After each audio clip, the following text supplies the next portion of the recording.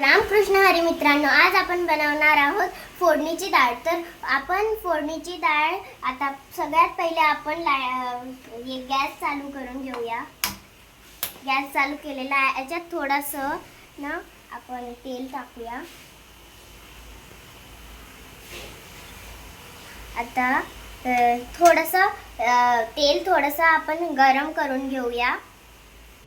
तर मित्रांनो, आता आपलं तेल गरम झालेलं आहे। याच्यात आपण मोहरी टाकली। आता आपण जिरं टाकायचंय।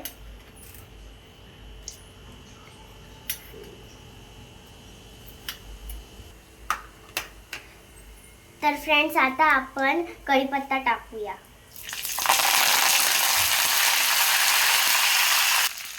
तर मित्रांनो, आपण ना कढीपत्ता थोडा सावकाश टाकायचा, कारण की ते पाण्याने धुतलेला असतो, म्हणून तेलामध्ये जाऊन मग ते असं उडतो। फ्रेंड्स, आता आपण त्यामध्ये लसूण टाकूया।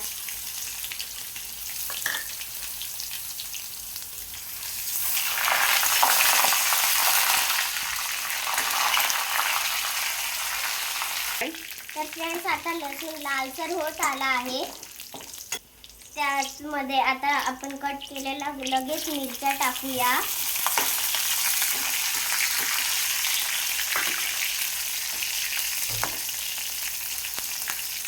आपल्या मिरच्या पण झालेल्या आहेत। आता आपण थोडीशी हळद टाकूया। आता टमाटर टाकूया।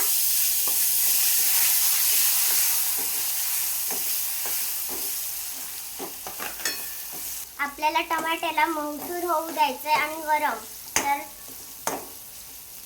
म्हणजे अर्थात की आपल्याला टमाटर छान शिजू द्यायचंय। आता टमाटर पण शिजून गेलाय। आता माझ्या मम्मीने घरी ना हे मसाला बनवलाय, ते थोडासा टाकूया। आणि आपण तिकडे डाळ पण शिजून घेतली आहे, तीच आपण टाकूया थोड्या वेळाने। चला मित्रांनो, आता आपण डाळ पण टाकूया।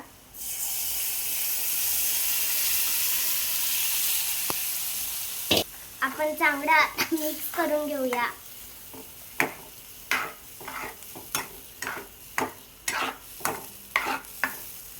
मित्रांनो, आता आपण थोडं मी पाणी टाकून घेतलेलं आहे।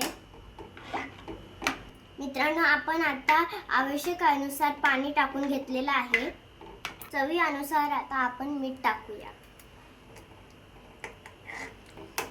तर फ्रेंड्स, ही रेसिपी मी कवर बनवली। तुम्हाला माहित आहे, गावाकडे आम्ही गेलो होतो तेव्हा ना मला डाळ खायचं खूप इच्छा होत होती। मग मामीनी ना डाळ केली होती। मला ती डाळ एवढी आवडली होती, तर मग मी ना ती डाळ आता खाल्ली, म्हणजे बनवली आहे।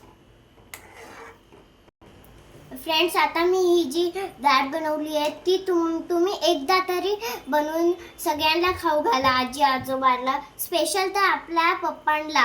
मला तर पप्पासाठी ना स्वयंपाक बनवायला खूप आवडतं। आता उकळी येत आहे, म्हणून मग आपण आता धनिया टाकूया।